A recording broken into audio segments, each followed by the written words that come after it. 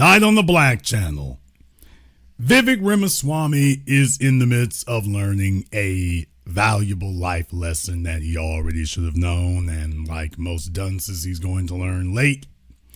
He's about to learn that you're not bigger than the program.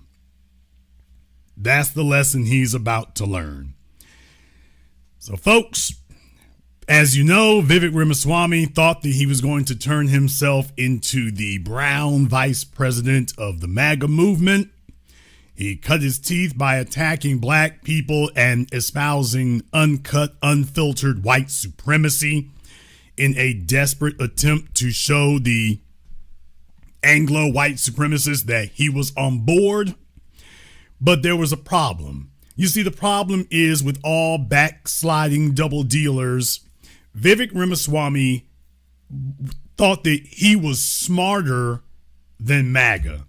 He thought he was smarter than the white supremacists, and he thought that he was going to co-opt their movement for his own personal benefit by being a white supremacist wannabe. And what they have done in the last couple of months is put the smack down on him and remind him what he actually is. And it's going so bad that now CNN is even having to concede that he is trying to rebrand himself. I'm going to read some of this article. Not going to read all of it. I'm going to read some of it. There are just specific parts I want to talk about here, and then that'll be all. It says Vivek Ramaswamy barreled into politics as a flamethrower, willing to offend just about anyone. Well, he only attacked black people, so those are the only folks he was trying to really offend. He declared America was in a cold cultural civil war, denied the existence of white supremacists. What? Oh, man. Well, that never ends well now, does it? And referred to one of his rivals as corrupt. So, yeah, folks, that got off to a great start. Now he says he wants to be a, quote, conservative without being combative. Ramaswamy is rebranding himself, both for the Ohio governor's race, where he hopes, won't make it, to succeed the conservative but mild-mannered Governor Mike DeWine, and to establish a clear lane for himself in the ongoing Republican Party debate over racial and political identity. There's no debate. It's not a debate. They are a white supremacist hate group masquerading as a political party. It's not a debate. They've already settled the issue. White supremacy now, white supremacy forever. There is no debate. He took the stage at Turning Point USA's America Fest this month to criticize Nick Fuentes and the so-called Groyper right. He's denounced what he called the, quote, rising prevalence of the blood and soil view within his party.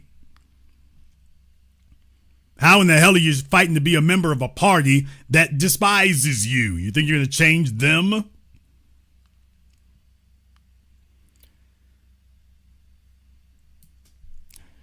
So that's what in the world he's saying there. First, I'm going to go down into the article here just a little bit,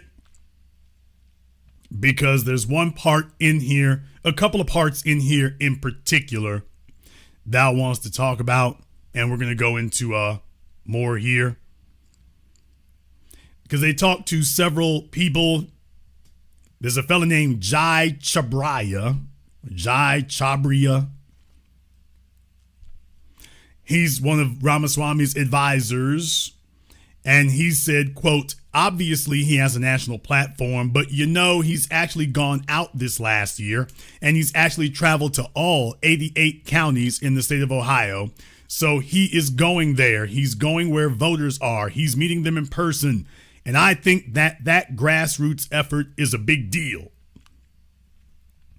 Terry Casey, veteran conservative commentator in Ohio, said Ramaswamy, quote, is a guy who listens and learns better than a lot of other politicians. And former Representative Jen Renici speaking to CNN's Audie Cornish, said it was still early in the process ahead of Ohio's May 5th primary, and that Ramaswamy was still introducing himself to voters. Still introducing himself. All right. Who doesn't know? Still introducing himself. All right. Okay. Democrats, meanwhile, now listen to this part. Democrats, meanwhile, are increasingly confident that Ramaswamy's political nomination gives them an opening to win again at the statewide level. While Republicans backed Trump in the last 3 presidential elections, Barack Obama won the state, that is Ohio, twice. And longtime former Democrat Senator Sherrod Brown is making a comeback bid next year after losing in 2024. Ramaswamy is likely to face Amy Acton, a physician and public health expert who is running virtually uncontested for the Democratic nomination after playing a role in the DeWine administration's response to the COVID-19 pandemic. In the same interview in which he declined to endorse Ramaswamy, the current governor, DeWine, came to Acton's defense. What? Damn!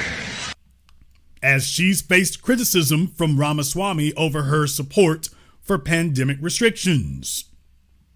The decisions about what to do were mine, DeWine said. Buck stops with the governor. Buck stops with me. I made the decisions. Former Ohio Governor Ted Strickland, the last Democrat to hold the governorship in Ohio, told CNN that his state, quote, may surprise a lot of people. Quote, I'll admit that Ohio has historically been a slightly center-right state, even in the times when Democrats were winning. I felt like Ohio was, a little to the right, but contestable and winnable, Strickland said. I think that very well may be true this election season. Democrats are also energized by Sherrod Brown's 2026 comeback campaign, optimistic that with strong candidates for governor and Senate gliding through uncontested primaries, they can put Ohio back in play.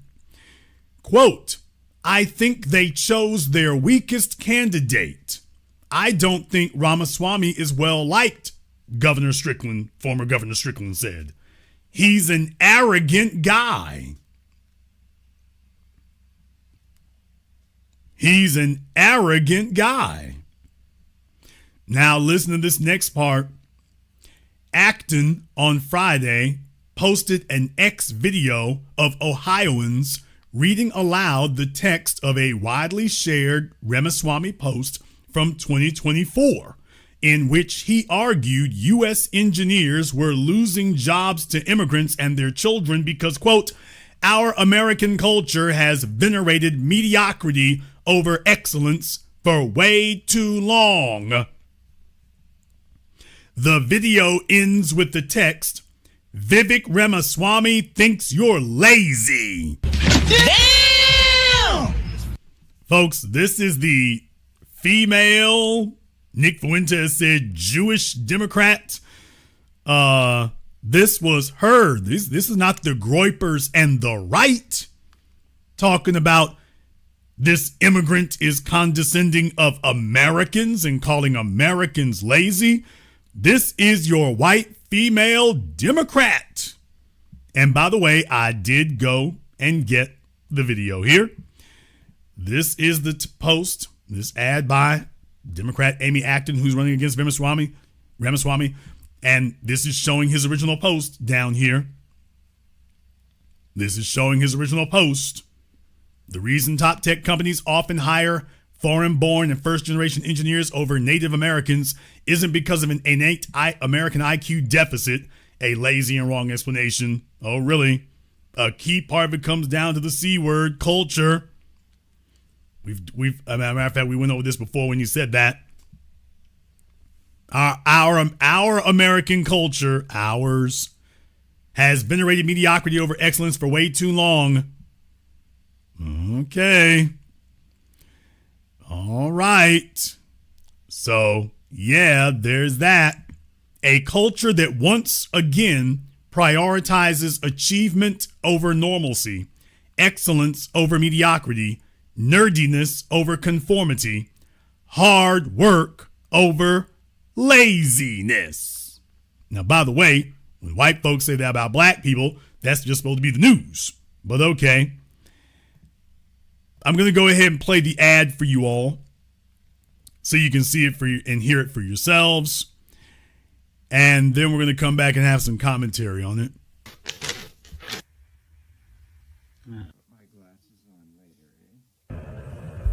The reason top tech companies often hire foreign-born and first-generation engineers over Native Americans isn't because of an innate American IQ deficit. A key part of it comes down to the C word. The C word. The C word. Culture.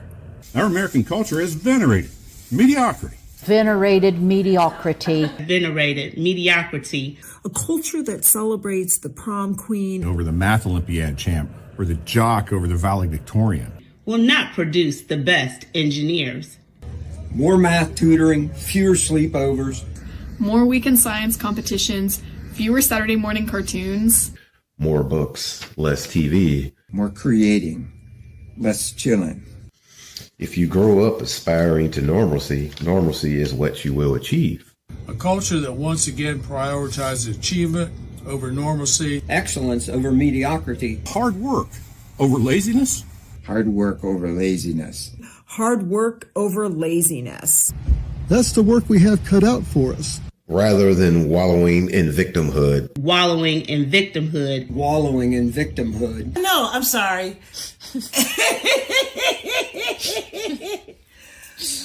I'm so sorry. No, you're fine. But that doesn't make any sense. It makes perfect sense. Folks, this is the Democrat nominee, Amy Acton. This is her ad. This is not, let me remind you all of recent events. This is not Turning Point USA. This is not, the Charlie Kirk right-wing white supremacist from Turning Point USA. This is the Democrat talking about the immigrant dude. And all of a sudden, they sounding real America first-ish over there. So, yeah. Yeah, in the chat room, I thought the same thing. Yeah, the race is over. The race is, remember, I said I was the first person to say Vivek Ramaswamy thinks he's running for president. He's not. We all saw what happened. And I said, he thinks he's running for governor of Ohio. He's not. He just thinks he is.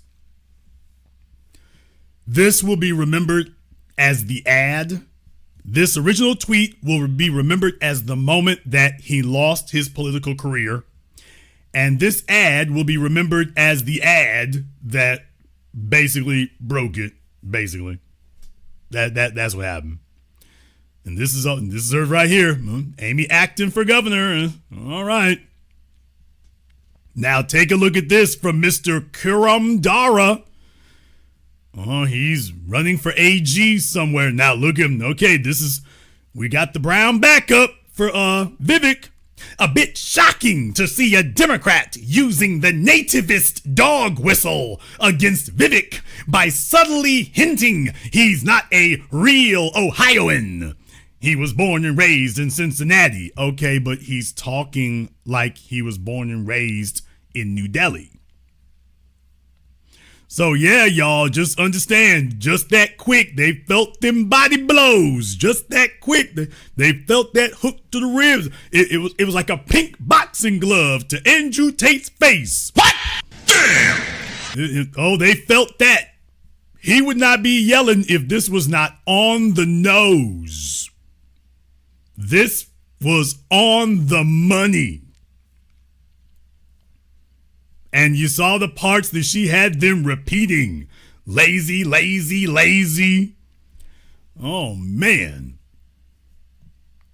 Hard work over laziness? Hard work over laziness. Hard work over laziness. That's the work we have cut out for us. They could have just stopped there. Victimhood. Wallowing in victimhood. Wallowing in victimhood. Oh, hey, y'all, is she good or is she good? No, she doesn't have to be good. He handed it to her.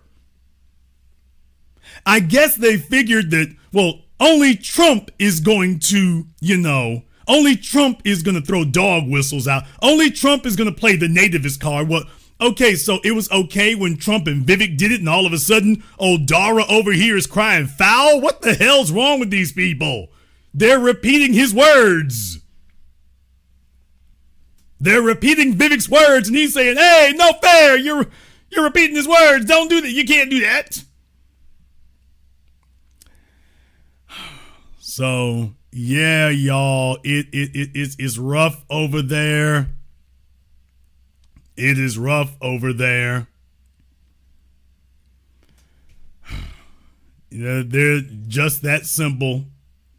Look at this one. Going after the resentful racist vote, I see. Excuse me. Interesting strategy, but they won't like what else they learn about you. Okay. Yeah, this is the Democrat now. This is the Democrat who made this ad. And what I'm saying is that Vivek is trying to convince people that he's not a hardcore MAGA white supremacist after all these years. And it was the Democrat, not the Republicans, but the Democrat reminding everybody that Vivek ain't like us. He's not like us. And his supporters immediately got that. And they're like, hey, oh, no, foul, whoa, wait a minute. But it's kind of hard to cry now. Vivek is kind of hard to cry now because he actually, this is like the little smart kid in class. They think, we all know something. You know why we all hated the teacher's pet when we were in school? The reason we all hated the teacher's pet isn't because we hated smart kids or whatever, you're sucking up the teacher or whatever. No, it's because the teacher's pet was a liar and a phony and a fraud. They weren't sucking up to the teacher because they loved the teacher. They were sucking up to the teacher because they thought that that was going to get them special treatment. That's why we all hated the teacher's pet. The teacher's pet they didn't love the teachers any more than we did. And we knew it. At lunchtime, they come to the sit at our table, we got to chase their ass off. The teacher's pet was always a liar and a fraud and a phony. That's why none of us ever liked them. Because we knew they were just being a fraud, just trying to get special treatment. They were not sincere. They had their own agenda, and kissing ass was supposed to be their way of getting preferential treatment over the rest of us. And then once they got what they wanted, then they were going to do a bait and switch. That's why we all never liked them. And that's Vivek Ramaswamy, a fraud and a phony who thought that kissing the teacher's ass would get him preferential treatment, and then he would steer that energy off into his own agenda. That's what it was. That's what it's always been. Here's the fatal flaw, y'all. The teacher's pet always thinks they're smarter than everyone else. The teacher's pet thinks everyone doesn't see that they're a liar and a phony, including the teacher. The teacher's pet thinks that they're the slickest person in the room, so that's why we don't like them. The teacher's pet doesn't just have a dishonorable ideology. They're actually cunning and devious. They're not ignorant and naive. They are not sincere, and they're not ignorant either. Please drill that point home for you. They're not sincere, but they're also not ignorant either. They know exactly what they're doing. They know how devious and deceptive and deceitful they're being. They know.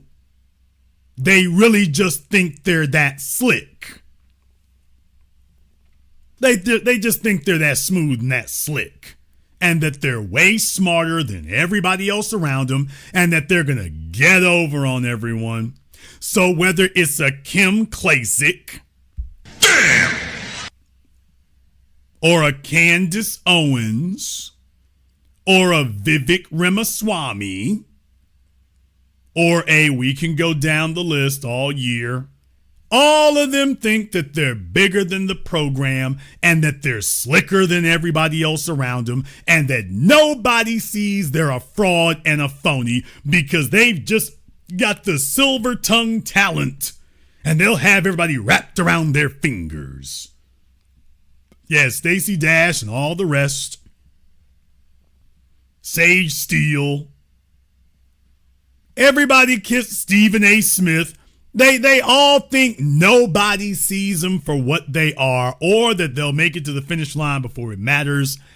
And everyone sees you're a phony and a fraud. Everyone sees you're a liar. You were never smarter than everyone else. You were never slicker than everyone else. And you're damn sure never been bigger than the program.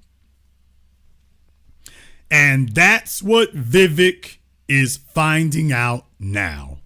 He's finally real. He took the run for the border. He ran for the finish line. And he's now seeing that, nope, everyone sees you for exactly what you are. You were never smarter than the game. You were never bigger than the program. And so now that things have not gone to his liking, he's telling everybody that he wants to change the definition of things. Do you realize the gall you have to think you're going to walk into this white supremacist house and you're going to change his program? You think just because you became one of Trump's many pets that now you run the house? He thinks that because he's been the white supremacist teacher's pet that he now runs the house. This is how stupid you have to be. Now, CNN's article goes on to say that Ramaswamy enters a fight well outside Ohio. Just before his turning point speech, Ramaswamy took to the editorial pages of the New York Times, a vanguard of the legacy media he's often derided, to chastise the GOP. What? For not denouncing racism and extremism. Oh my God, bro. Oh, hell no. Quote, older Republicans who may doubt the rising prevalence of the blood and soil view should think again. My social media feeds are littered with hundreds of slurs, most from accounts that I don't recognize, about Pajits and street squatters, and calls to deport me back to India, wrote Ramaswamy, the Ohio-born son of Indian immigrants. Pajit is a racist term for Indians that Fuentes used to describe Lady Usha Vance, and, everybody else about that matter. Well, folks, here's the thing. Vivek Ramaswamy was not at the vanguard of defending black people against racial slurs. As a matter of fact, he was at the forefront of promoting it. Vivek Ramaswamy loved racial slurs and racism and white supremacy when he thought he could be a part of it. While Vivek Ramaswamy was the biggest cheerleader for racial slurs and white supremacy when he thought he could be a part of it. When they were doing it to us, he joined in to help them doing it to us. Now, all of a sudden, it turned about as fair play. All of a sudden, now he hates racism only when it's directed at him. The teacher's pet is a fraud and a phony. If he loved racism then, if racism wasn't a big problem then, it's not a big problem now. See, everybody loves to tell us that racism doesn't matter and that you need to stop wallowing in victimhood. Nigga, what? When black folk point out white supremacy, we get told that's wallowing in victimhood. Here comes Vivek Ramaswamy wallowing in victimhood now. Goes to the New York Times to wag his finger and lecture people about victimhood. They go on to say in the article here, it was a striking shift for Ramaswamy. 2 years ago, he told an Iowa crowd that, quote, I'm sure the boogeyman white supremacist exists somewhere in America. I've just never met him, never seen one, never met one in my life. Right. Maybe I'll meet a unicorn sooner, and maybe those exist too. Boy, what in the hell's the matter with you? Yeah, that was him just 2 short years ago. Why, 2 years ago, he never seen any white supremacists. Never met one. Why, if you believe in white supremacists, you must believe in unicorns. Soon as he went to them white supremacists to get support, all of a sudden now he believes in white supremacists and racism and everything else. Ain't that amazing? Right? As soon as they treat him that way, now they exist.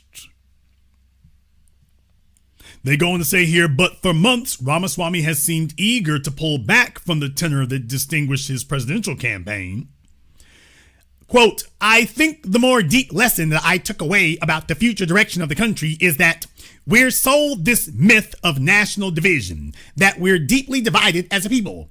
I began my presidential campaign with that premise as well, he said on an episode of the 13th and Park podcast over the summer.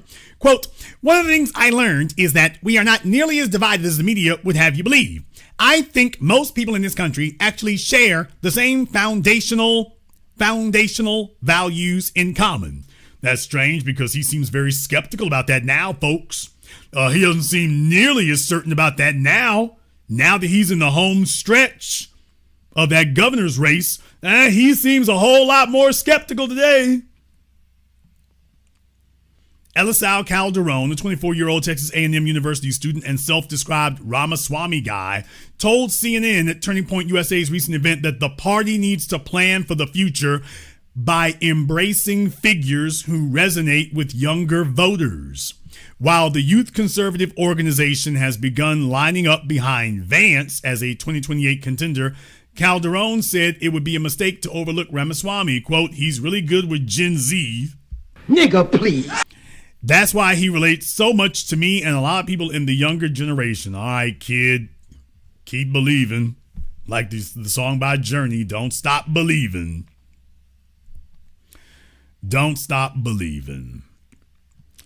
So, yeah, folks, it didn't take 5 years or 10 years. Whenever black people point out white supremacists, these liars across the society, because denial of white supremacy is just simply dishonesty. These liars across society tell all of us that we're just making that up and that it's our own fault, and we're being they're just dismissing us when we talk. We're just not being accurate. We don't ever see anything the way it is. Whenever we point out the white supremacists, we're being delusional. We're whining. It doesn't matter how much you pile up the evidence. You call that evidence. It's a mountain full of, it's literally a Mount Everest. But that means nothing. It didn't take him 5 or 10 years. He literally got 1 teaspoon of white supremacy. He was sitting up there loading dump trucks of it for us. He got 1 little teaspoon of it, and all of a sudden he's ready to flip backwards. Now, people, you know full well it's dishonesty, because there's no way in the deep fat fried hell that you can be standing here looking at the same stuff we were looking at and not see white supremacy. White supremacy was perfectly acceptable when he thought he had a pass from it. When he thought he was going to get a pass, white supremacy's fine so long as you inflict it on the Negroes. Soon as we start sharing the discomfort, as soon as we started letting folks share the discomfort, well, it didn't take 50 years for him to get some act right. It just took him a couple of short weeks. And all of a sudden, he's a brand new pompadoured person. Now, let me go back and deal with something else here right quick. Let me deal with something else here, because I don't want you all to get it twisted and I don't want you all to get it wrong. Because you see, this idea that Vivek Ramaswamy is one of these model minorities, smart Asians, and if only the rest of you poor niggers could get like them. There's a reason we have never done that, because we know it's all a lie. It's all a lie. Denial of white supremacy, promotion of foundational inferiority. It's all a lie. It's always been a lie. Jason, what do you mean by that? First of all, need I remind you all that in Asia, cheating on tests has been the norm. What? We've covered that for years. Whole industries in China, Japan, South Korea. Oh, no, it ain't just one place. China, Japan, South Korea. There's a whole industry for academic cheating. Whole industries that the media just covers up and pretends, oh, that ain't right. Yes, it is. Then it's only when they talk to us that all of a sudden the myth of the genius shows up here. Never mind that. But folks, that also extends to Vivek Ramaswamy. Vivek Ramaswamy is yet another one. Remember a while back he did an interview with Mehdi Hassan. And Mehdi Hassan wanted to have a talk with Vivek about how he made his money. Oh, well, for those of you who never heard this, why don't you listen for yourselves about how did Vivek Ramaswamy make his money, by the way? So you talk about your business background. Let's talk about that. You made your name and made a lot of your early big money from pushing an Alzheimer's drug that had already... Hey, y'all. Take a look at Vivek Ramaswamy's lips. Before I play this, take a look at his lips. Take a look at his lips. And as soon as Mehdi says he wants to talk about his money, look at what his lips do. So you talk about your business background. Let's talk about that. You made your name. Oh, you see that? Yeah, like a pink boxing glove to Andrew Tate's forehead. Damn! Oh, did you see how Vivek swept? You know the psychological cues. None of you have to be body language experts to decipher that. I don't need any of you in here to have a PhD in body language to decipher what you just saw here. Yeah, y'all all see what that lip did right there. It's like, oh boy, you can read his mind right now. You're like, oh, I can write down exactly what he's thinking. What he's thinking is, oh, hell. That's what he's thinking. So you talk about your business background. Let's talk about that. You made your name and made a lot of your early big money from pushing an Alzheimer's drug that had already failed 4 clinical trials when you bought it. You then talked it up on CNBC, in Forbes, on the cover. Your company's subsidiary shot up by billions in value when it went public in 2015. But then the drug failed its phase 3 trial on your watch. The company lost 75% of its value in a single day. Ordinary investors like the California State Teachers Pension Fund lost hundreds of thousands of dollars. But you cashed out beforehand via your parent company to the tune of, I believe, over $37 million. Your critics say it's a classic pump and dump scheme. What do you say to them? What? Damn! Yeah. Well, folks, doesn't that all sound familiar? I need you all to know that America is an incestuous, disgusting cesspool of insider trading, by the way. Shout out Nancy and Paul Pelosi. But furthermore, by the way, you see this kind of thing all the time. Now, contrary to popular belief, Elon Musk does pay taxes, people. Getting a securities-backed loan, for those of you who don't know, getting a securities-backed loan does not mean you don't repay the loan. It has very favorable terms, but nobody with any sense takes out a $1 billion securities-backed loan and doesn't repay it. A securities-backed loan can be used to defer taxes, not to avoid taxes. So you get a securities-backed loan so that you can buy things without racking up more taxes. And then you'll get, unlike taxes, you can pay the loan back when you're in a more advantageous position. So Elon Musk, as I point out to you all just a few years ago, he did pay his taxes. I mean, he paid a bunch of money in taxes, but yeah, right after he cashed out a bunch of Tesla stock.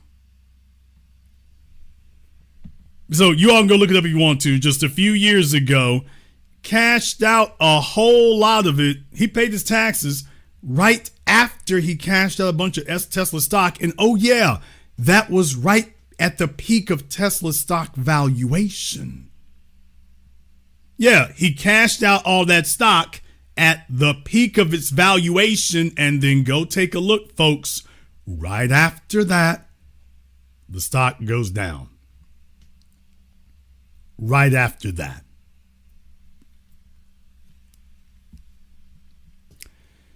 Sound familiar? Do you realize how many stories there are like that? Do you realize how many stories there are like that, folks? That's in America, man. See, you don't have the money or the clout to be able to do that. You don't have the money or the clout to be able to do that. Not gonna happen for you, but for these other folk over here, yeah, there's a reason why they want to get involved in this stuff. Now, by the way, they don't even let the Nigerians get away with stuff like this. What? The Nigerians see this and they're just kind of envious. Can we pull a scam like that? No, not you. Not you. Not going to occur. Not going to occur.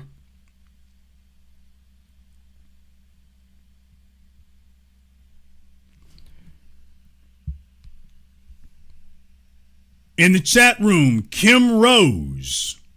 I'm not sure what you mean by that, Kim, but whoever Kim Rose is, what do you? I don't know. Are you responding to somebody else, or are you responding to me about not Japan? So if Kim Rose is responding to me about not Japan, we're gonna get Kim up here on the Zoom here real quick. So Kim, we need to get some clarity about what do you mean by not Japan? We're going to need to get some clarity on that right quick. So Kim Rose, let us know. Was that, if you were responding to me, I need to get you up here on Zoom so that you can provide some clarity for us here. Can you feel me? So let me go ahead and fire up the Zoom right quick. Please understand, folks, it's not the old days where you say something that's false and it's just like, oh, I love anime. Don't talk about my Japanese. I love anime. This is not about whether or not you love anime. If you have a worship complex or something, I'm like, okay, well, that's your personal shortcoming. That doesn't change the facts. But by the way, Kim Rose, we'll give you a couple of minutes here. Let me go ahead and fire that Zoom link up because it's that kind of situation. I love anime. All Japanese folk is smart. They is all geniuses. I saw it on Dragon Ball Z. Damn! They is all geniuses. What you talking about? They not. I was watching One Punch Man and Baki. They had to be geniuses. You just hating. You ain't met enough Japanese folk. So they'll be doing that right there, and then come back and tell all of us that we just don't know. That's the problem right there. Y'all Negro, you be hanging out in Atlanta, and hanging out in Miami and DC. If you go to Okinawa, you don't understand right there. I got Crunchyroll. Have you even seen Chainsaw Man? If you actually watch Chainsaw Man, you would understand. Jujutsu Kaisen is... That's the problem. You just don't know.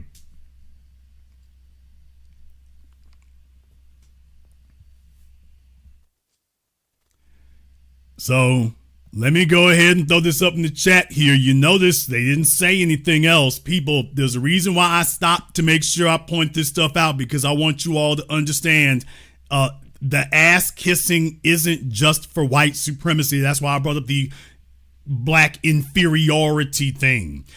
Folks who are going around looking for a savior, looking for an ass to kiss, please understand, if there's not a white ass to kiss, an Asian one will do. What? Damn! Let's be very, very clear, folks. For a certain segment of the group here, if there isn't a white ass available to kiss, they'll kiss an Asian one. That'll do. That'll suffice till the white one gets here. If you don't give them a white ass to kill, okay, the Asian one, is it a Latino? Can I get one of them? Crunchy roll, let me turn this on right quick. Good. Oh, look, they got the Attack on Titan. Yeah, it's that right there. That right there. So, like I say, I want to point that out, because when you see them folks run, that's what it does. I want you to understand that was a visceral reaction. It's like defending their mamas. Not Japan! What the hell do you know about any of these subjects here? Because if you're going to say something that's just categorically wrong and false, which you can't substantiate it because you can't defend it because it's categorically false. So what led you to respond like that to something that's categorically false? What led you to do that? So, yeah, you got an ass-kissing complex. If I ain't got white daddy, this Asian daddy. Asian daddy do. That's wrong right there, man. I thought you black folk, man. I thought you were smart in that. Ain't like that. So I just want you to understand this. We stopped for a few moments here just to make sure that everybody else knows it. No. You got folks out here who are just looking for somebody to suck up to. No matter how pathetic they are. That's what they're doing. Yeah, they have a God complex of anything other than black folk. And even when you sit up here and say, man, you've been lied to all this time. I ain't lied. They ain't lying nothing right there. Why, they wouldn't be giving them preferential treatment if it wasn't true. Now you sound like the white supremacists. If you're on the okay, Kim is going to be removed here. So, Kim, your cell phone is not too old to chat in the chat room. So, what you're going to do is, you're not too old. Your cell phone, that iPhone 2, is good enough to chat in the chat room. If it works in the chat room, it can work on Zoom. Yeah, cell phone is new enough for the chat room, but all of a sudden, it's too old for Zooms. Why don't you just say it like it is? I kiss non-black ass. I didn't think I was going to get put on Front Street. I didn't know I was going to get put on Front Street for my non-black ass kissing fetish. If you say that, it would work out better for you. That would be more honest. That would just be more honest if you just say, look, I watch a bunch of anime, I read a bunch of manga, I cosplay like I'm at E3 or something. I disregard racist Asian jokes. I disregard that because I really love anime. Just say that. Just say that part right there. But it's the 21st century. Y'all can't hide anymore. You can't say that stuff anymore and think that they tell themselves that they like running groups of coons on social media. And then when they end up in a sensible place, they think everybody else is a coon too. And then when they say something that just tips off the coonishness, wait a minute now. You know, I is honorary Asian too. How are you an honorary Asian? I watch One Piece and Cowboy Bebop. And everything else with it. I do My Hero Academia. What? Yeah, I am honorary Asian. You ain't even seen season 4. My Hero. All right. So, folks, just understand that this myth. And this is not to say that there are not plenty of brilliant Asian people. There are plenty of brilliant Asians, both from either the old Orient or East India. There are plenty of brilliant, folk from around the world. And that includes us. That includes us. When you have the conversation about brilliance, by the way, that also includes us. The issue comes that pedestalizing these other people, see, when you suck your head into white supremacy so long, you start responding emotionally and impulsively like a white supremacist. So as soon as I say a very simple reality, see, if I told you that there was a black cheating epidemic, you'd be like, it sure is, niggas just dumb, they don't study, they don't this, that, and the other. And as soon as I tell you, well, yeah, there's also an Asian one too, which is very well known, but the media hides it, but a simple Google search turns up tons of it. And then all of a sudden, that little white supremacist gene some people have, that's not true right there. No, we're not. Well, yeah, because if you destroy that lie, then you have to say, oh, yeah, this is all engineered. So you have a vested interest in the engineered oligarchy here. You have a vested interest in that, even though you get no benefits from it. But folks, look, Vivek Ramaswamy is like all the others. He's like all the others. When you go back and check how he made the damn money, it's like, I'll be damned. He owned the same mess. You go and take a look, and all you heard were headlines that he made money in Silicon Valley, made money in Silicon Valley. Then you go and actually take a look at the damn deal. I'll be damned. It was a smash and grab. But you don't want to believe that because you've bought into the media fabrication. You know they smart. He didn't have to steal it. See, these are non-black folk. These are non-white people who they just worked hard. And then you go take a look at what they actually did. Hey, folks, these are the we work hard people. This is the we work hard, folks. If y'all would just work hard too, well, hey man, look, I can run a scam like he did. That's not difficult. Let me get $20 million. I'll go ahead and I can run that pump and dump. Anybody can do that with that kind of money. Yeah, they worked hard. Once you knock that down, then you have to start admitting, I'll be damned. Well, if this was a lie and phony, then you then have to start conceding that our position in America is engineered and phony. And if you are married to the idea that white is right, well, then you just reflexively have to defend these things, because if you admit the reality of it, it's like, oh, damn, it's like everything else. They tell you about the hard work, and then when you say, great, let me take a look at your homework, I'll be damned. Scam, scam, scam, scam, scam. You're like, well, I'll be damned. I'm trying to make it without scamming anybody. And the fellas telling us they work hard, well, then we find out they was working hard and scamming everybody. Okay. And then they run for Ohio's governor and tell you that you're the lazy one. So let me get this straight. The guy who's out here running stock scams and pump and dump scams, shout out Logan Paul, he's the guy running for governor and telling you that you are lazy and wallowing in victimhood, while he's done made thousands, if not millions, of victims for him to make a buck. He's made victims all over the place, and then telling you that you're lazy and wallowing in victimhood. And then you take a look under the damn covers and see what the hell, how he got his money. Victimizing people. But remember, he's the hard worker and you're the lazy. Not done with him yet. They're like, oh, Jason, let him go. You only said, not done with him yet, because you see what I want to do? I want to come over here to his Twitter page, the 720 Degrees of Analysis. By the way, one last thing right here before I get any further into it.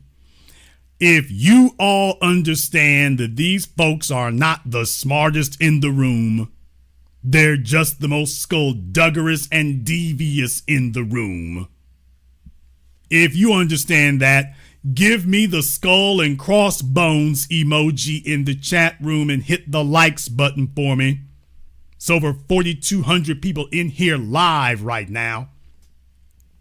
But if you all understand that these people are not the smartest, they're never been the slickest to know of the lie like that, they are just the most devious and cunning, and when they put them on TV to tell their story, and when they tell their story, they tell you how smart they were. They don't want to talk to anybody before they made the damn money, because the folk before they made the money will say, hey, this dude's a liar. But if you all understand that, give me the skull and crossbones emoji and hit the likes button for me. Now I got some folks over here on the Zoom. If one of you all is Kim, let me know. Because I got a few more things I want to check here first. I don't want to let these get away from me here. So if Kim is on Zoom, you can just stick around here for a few moments.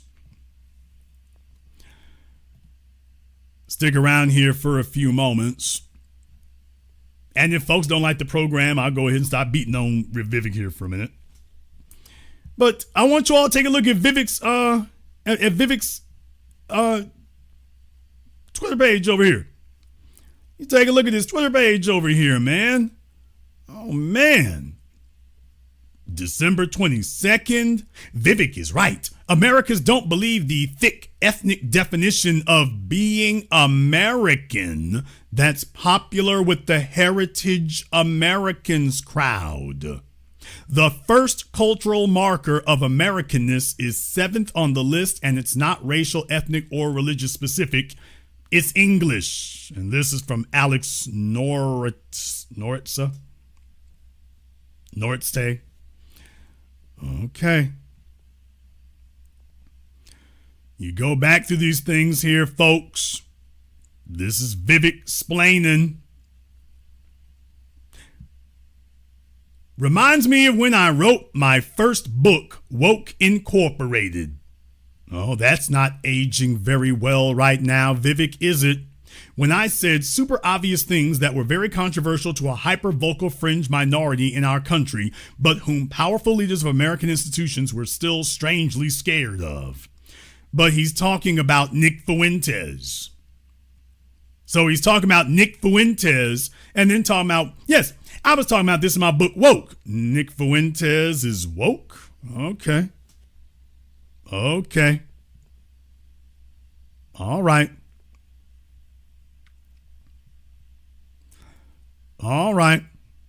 So after the 21st, y'all, Vivek is on a screed about who the real Americans are. His timeline on Twitter, his people must have let him know, hey, dude, them body blows got through. You are not American enough. So you see the first one here, and then he's back again, same day. Back again. Vivek put it simply, echoing Reagan. You can live in France and be French and never be French. But you can come to America and be American. Okay. All of a sudden, he wants to say anybody in America is American. Oh, back again. Yeah, anybody in America is American. Vivek needs to lose in Ohio, and I don't care who he loses to. Oh, man. We all remember her, don't we? Yeah, Sarah Stock.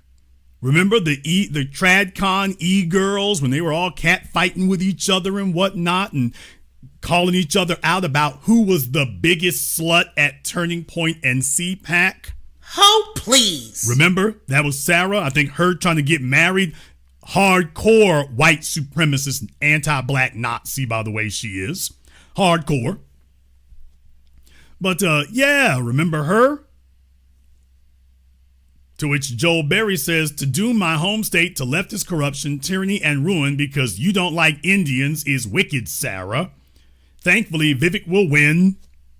Lie. And he'll make Ohio a state where Gen Z and Gen Alpha can afford to buy a home, start a family, and leave a legacy to their kids.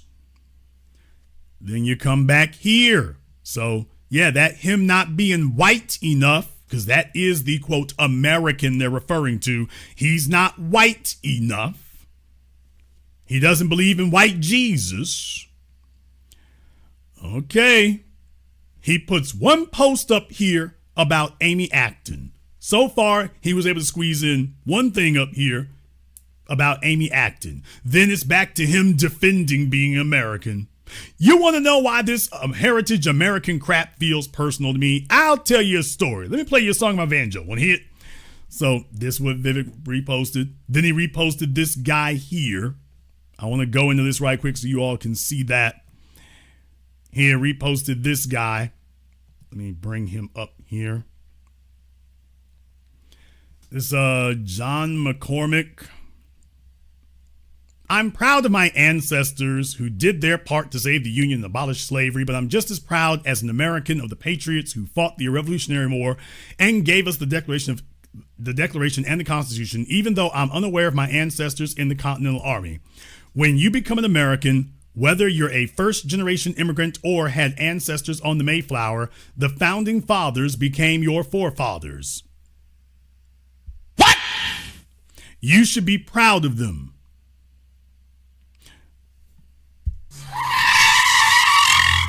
Okay. Well, as a white man, I can imagine you saying that. As a white man. Please tell me, what part of George Washington, Thomas Jefferson, slave owning, denying the humanity of black people till the day they died, tell me what part of that should I be proud of? Yeah, just take a pause for a moment here, sidebar. Let me know, what part of that should I be proud of? Because you see, they put that in stone in the Constitution. The final product of the Constitution denied our humanity. It didn't deny yours, Mr. McCormack. There may have been some social mores that discriminated against you, but it was never put into law. And that wasn't something that George Washington and Thomas Jefferson said needs to be in the founding document. That was the finished document. Please understand, that first draft of the Constitution, that was the finished document that illustrates and defines their character. Now, you can say you didn't like it, but you cannot deny that that was Thomas Jefferson and George Washington's finished character in that document. That was it right there. That was the final version of their character. And I would just like to know, what part of that should I be proud of? Because you see, as a white man, it's very easy for you to dismiss it. It didn't do nothing to you. No wonder Vivek Ramaswamy thinks you're perfectly groovy. Well, yeah, Thomas Jefferson wasn't talking about you. So, of course, you can be dismissive. Now, if they had, you'd have a whole different mindset. You'd be talking about how corrupt the founders were, how morally bankrupt the founders were, how in need of reform the founders were. Now, that's what you'd be saying if they were talking about you're Irish or Scottish or whatever that is. You should be proud of them. Somebody get him out of here. And that sense of pride is also a reminder of your duty not to squander the inheritance given to us by the patriots of 1776, 1861, and 1941. Then he wants to sit up here and talk about Lincoln. Dude, you don't want to do that. Y'all, we're not even going to do the Lincoln thing since we already know. We've already debunked that years ago, but yeah, that's what you do. So Vivek is feeling the heat right now, y'all. He is feeling the heat. He's feeling the heat about people denying his Americanness. He's not American, i.e. white enough. And he tried so hard. Like that Bone Thug song. He tried so hard. He tried so hard to fit in. I mean, he did every dirty, low-down, backstabbing thing he could, every smarmy thing he could.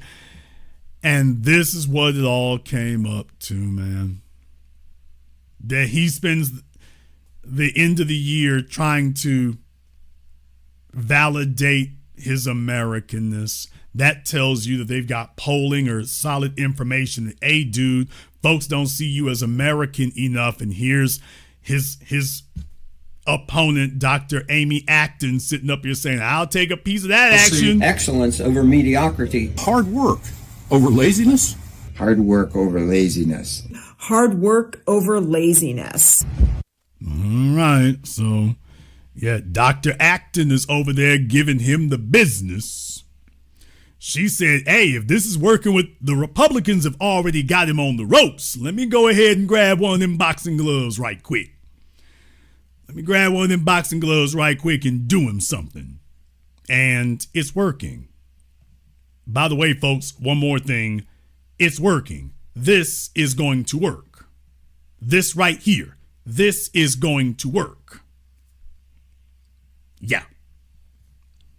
This is the inevitable fate of all the ass kissers and bastards who attempt to deny white supremacy. At some point, you're going to attempt to jump in front of the class and tell all these white people that, okay, I've kissed ass long enough. You all need to let me drive the white supremacist bus. That's what you're going to attempt to do. At some point, you're going to say, y'all need to let me drive the white supremacist bus. And whether it is Winsome Sears, whether it is Byron Donalds, or whether it is Vivek Ramaswamy, at some point when you start doing that, they're going to let you know where you stand. You will be allowed in enough to bolster them, but you will never be allowed to lead. And they're going to make an example of Vivek, and it's going to be so devastating. I mean, Dinesh D'Souza is going to be covered in oxtails and oh, it's going to be ugly, y'all. It's going to be really weird. Oh, Dinesh D'Souza is going to cancel his Netflix subscription. What? Dinesh D'Souza is going to have to come out and do that. It's going to be embarrassing. It'll be awful. He's going to be all in the damn fetal position. It's going to be ugly. Gonna be ugly.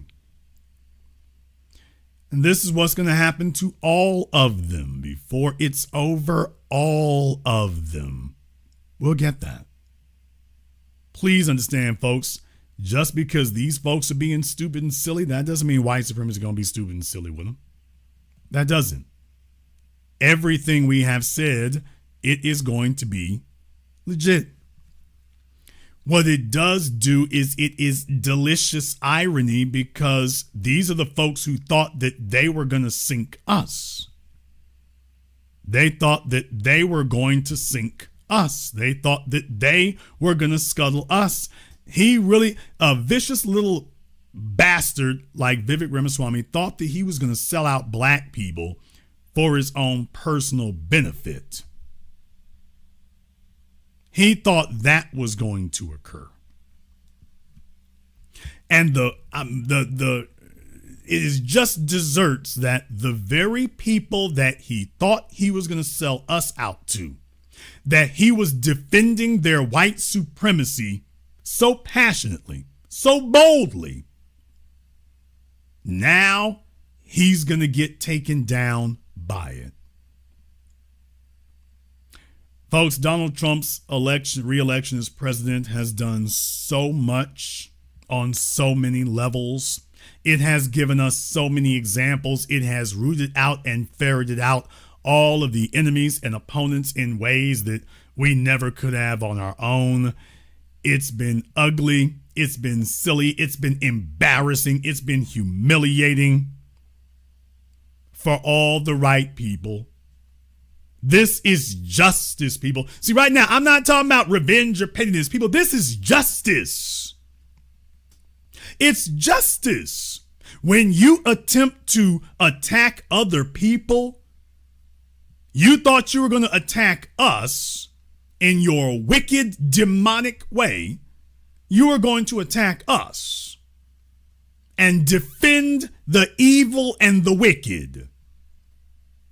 It's justice that the evil and the wicked that you defended are now going to devour you. And they're going to do it publicly. And not just that, they're coming after you. They're coming after your wife. They're coming after your kids. They're coming after your culture. They're coming after you wholesale. And all of the slings and arrows and snares that you attempted to assault us with, now all of those are being visited upon you. And no one feels sorry for you because they're able to quote your words where you were defending all of these people. You weren't just defending the people, you were defending their actions. Why, you were defending them for attacking us. And now we're just sitting back while they rip you to shreds.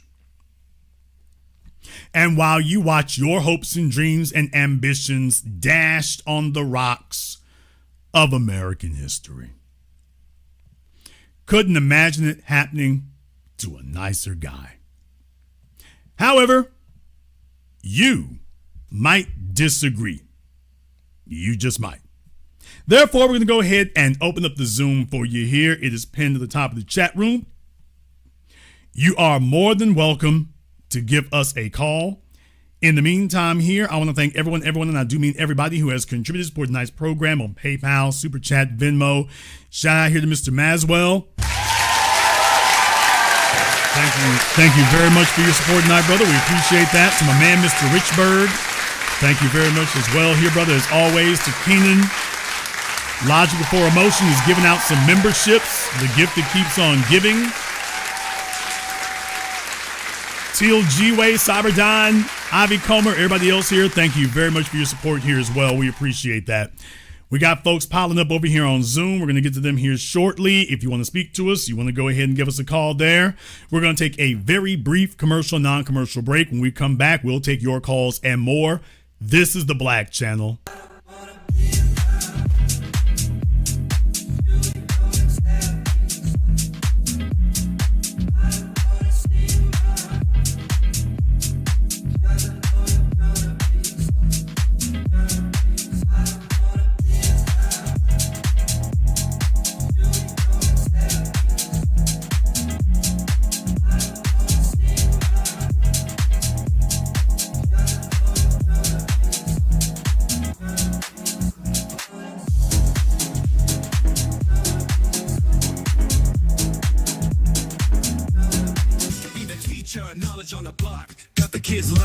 Open like a lock, books and skills from the east to the west, bringing education, yeah, we're simply the best. Classes on fire, brains burning with desire, innovation driving like a tire through the mire. Math, science, history, we got the whole range. Kids hitting new heights, teachers making a change. Used to be the teacher, stacking up the grades, future bright shining, no need for no shades. Got the youth thriving, moving up the ladder, smart and sharp, brains growing fatter. Lessons so lit, yeah, they stay in a blaze. Every mind sharp like a sword in the haze. Mr. B in the house breaking knowledge chains. Education kingpin, we reppin' the games. Used to be the teacher.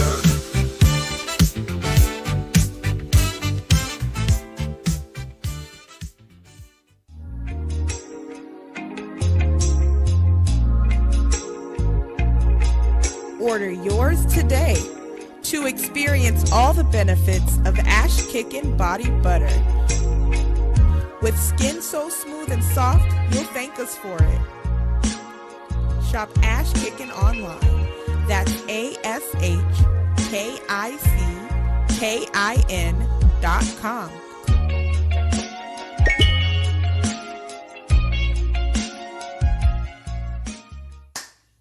Hi, this is Brenda Starr, creator of Poetry with a Purpose and author of the book Pressed But Not Crushed. Pressed But Not Crushed is an anthology of political poems that address current and historical issues in American descendants of slave population and African American population. The book describes slaveries and its residuals, Jim Crow segregation, social depredation, and other relevant issues to American descendants of slaves and African Americans, including the current political climate that does not address our issues. This is the Black Channel. I am your host, your brother, your humble servant, the Black Authority. Very glad to be with you all here this evening. And I got to tell you all, I don't cry when chickens come home to roost. I don't cry when chickens come home to roost. As a matter of fact, I'm kind of happy when chickens come home to roost.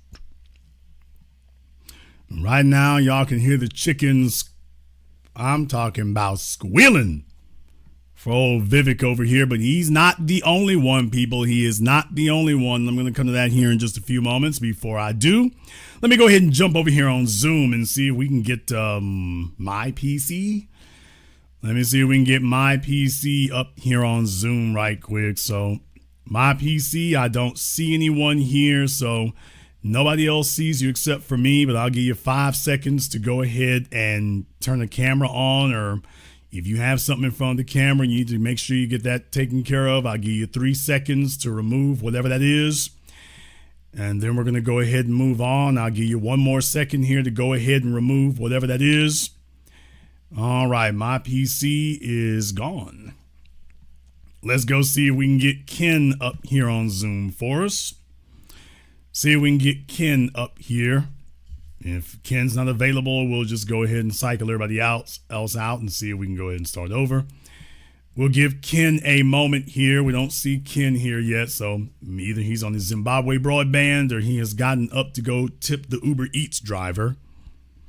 So I don't know what happened to Ken here. Ken, if you got up to go tip the Uber Eats driver, you want to hurry up about that. I can give you 5 more seconds here, Ken. Make sure, by the way, for everybody on Zoom, make sure you have your camera and your microphone turned on. YouTube is not going to see you, but just to make sure we don't have any trolling issues, I make sure everybody has their camera and their microphone turned on just so there won't be any trolling. So you won't be put on YouTube if there's no trolling. However, just to make sure we don't have that issue, and if folks not calling up to do that, that's the necessary thing we have to do. All right, Ken has not turned his camera or anything else on, so we'll try. Let me try Daryl here right quick and see if Daryl's available. Then I got to jump back over here and get back with some more stories there. All right, Daryl, what's on your mind? Good evening, Jason. Thank you for me on this evening. Excellent broadcast always. Always. It's amazing how these people, I've been watching this thing with Vivek Ramaswamy, and it's unbelievable, man. This cat don't understand that you in the wrong place at the wrong time. And it's unbelievable. You've been saying that to us for a minute, way before the election. And I've been watching this thing the last couple of years. My nephew's asking me stuff, and I told him, I said, watch this. This is not going to be good for them. And it's not, so it's been a terrible ride. It's going to get worse. Well, I mean, it's going to get worse for all the right people. There you go. Yes, sir. It's going to get worse for all the right people. So, like I say, it's just one of those things where yes, having a moment like this where the bad guys all thought that they were just going to descend on us, and then they woke up and realized, it's not going to be that way. No, it's not. They're getting devoured by the very animals that they fed. Vivek could have used that stuff there, to be honest, but you can't replace character. He's always been a lowlife and a liar and completely devoid of character. And now he's put himself in a position where that's what he gets. That's what he gets. Yeah. He's going to get gobbled up by the very people that he thought he was feeding us to. He thought he's going to feed all of us to, and they're like, "Oh no, dude, they're in the mood for some curry chicken tonight." What? Oh no. They don't want no more red beans and rice. They in the mood for some curry tonight. There you go. They in the curry goat, curry chicken, curry lamb, curry tacos. Oh no. They don't want nothing but what you got. That's it. And they is ravenous. So that's what it's going to be. I'll let you have the last word. Well, Jason, thank you very much. This situation, just letting everybody know what time it is. We've been staying on code. We've been quiet. We ain't said nothing. We've been watching the whole landscape of this thing just crumble right before our eyes. And God bless the Black media for the things that they've shared with us, alerting us and giving us the bullet points, the real bullet points to what's going on. If you can't see between the lines, now you can. And thank you so much for that, the whole Black media. Thanks for giving us a call tonight. We appreciate that. Now, folks, Vivek Ramaswamy is not the only one who thought that they were going to feed the beast and then discovered only too late that, man, when you feed the beast feeds on you. That's what it does. He's not the only one, and I need to make this as a reminder to show you all that those of you who've been following me for years and years and decades now, that we have been on the right track the entire time, unerringly. Over a decade ago now, about 13 years ago now, well, about 12 years ago now, when you had so many individuals who were celebrating George Zimmerman being able to murder Trayvon Martin, and it was upheld by the system of white supremacy, murdering an unarmed black child, and they were so glad to celebrate the lynching of this child. And you all will remember that night I gave a warning. I gave a warning to everyone, including first and foremost white women. What? I gave a warning to everyone, including first and foremost white women, and I said to them, now, I want you to understand something. You just set something off tonight. You just set something off tonight as white women while you're cheering George Zimmerman, because very clearly you have forgotten that before European men denied our humanity and made slaves of us, the first slaves of European men, the first chattel property of European men were their own women. And clearly you have forgotten that. So if you think that empowering them to deny the humanity of others is going to turn out well for you, mark my words, you will in the very near future be wishing you had made a different decision. This isn't hopeful thinking. I'm not giving you religious, pseudo-religious, superstitious flim-flam. I'm telling you, baby, this is mathematics. The day is going to come in the very near future that you'll wish you'd done otherwise. People, that was 2013. 3 years later, Donald Trump gets elected. The train has left the station officially at that point. At that point, the train officially left the station, and it's been all downhill from here, putting white women back in their place. Oh, man, it is full-blown going all the way at this point here.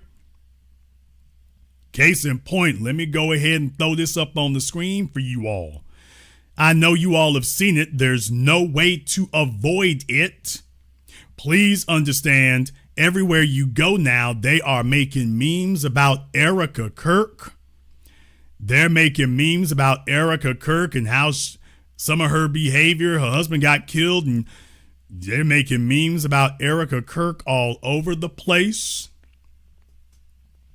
I know you all have seen it because it is impossible to avoid it. You can't get away from it. Everywhere you go, the internet is running wild.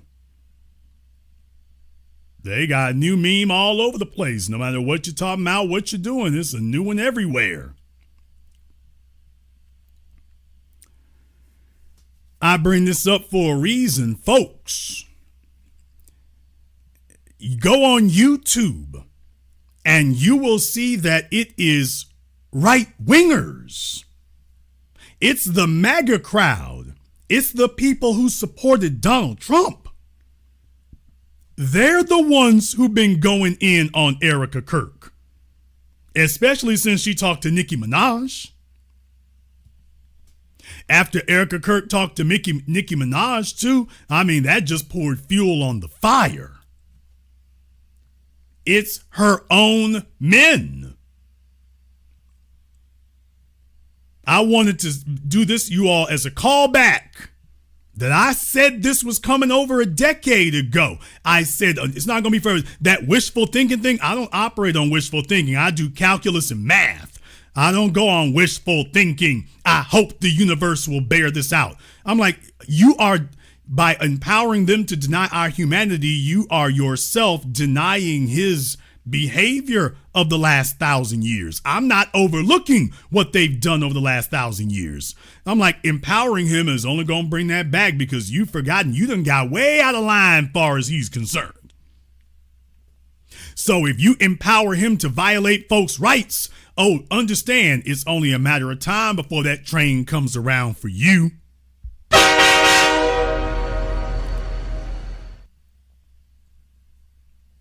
And here it is. Remember, folks, the Black Hawk helicopter that crashed into that jet at Reagan Airport? First, who they start blaming? White women. Your hardcore right-wing MAGA dudes, who were they blaming? White women. When they say DEI, they talking about white women. The white women try to sit up here and make believe. They really mean us. No, they really mean you. They really mean you. And I want you all to remember this traces back specifically to the murder of Trayvon Martin, specifically there, that they joined hands and figure, well, don't worry, I'll get privilege. Ain't gonna be no damn privilege. You've only got those they use and those they use up. And you think that you are going to embolden them and then you're going to be safe? Oh, hell no. You are unfinished business. That's all there is. You are unfinished business.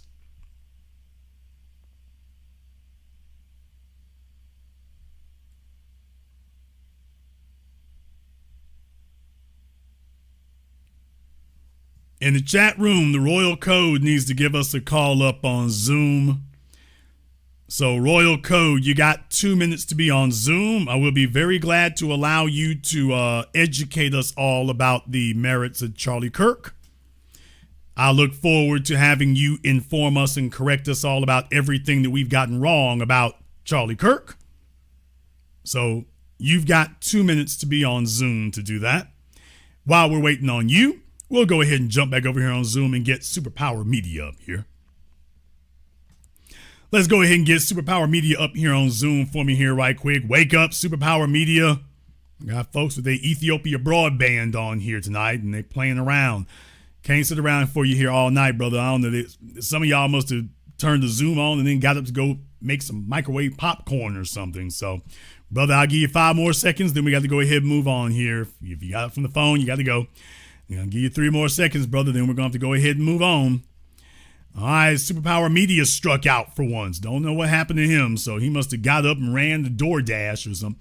Well, niggas be calling me in between the Uber Eats deliveries. What? So, okay, folks, let's not have it. Let's go ahead and see if we can get Morpheus up here on Zoom for me right quick. All right, Morpheus, what's on your mind?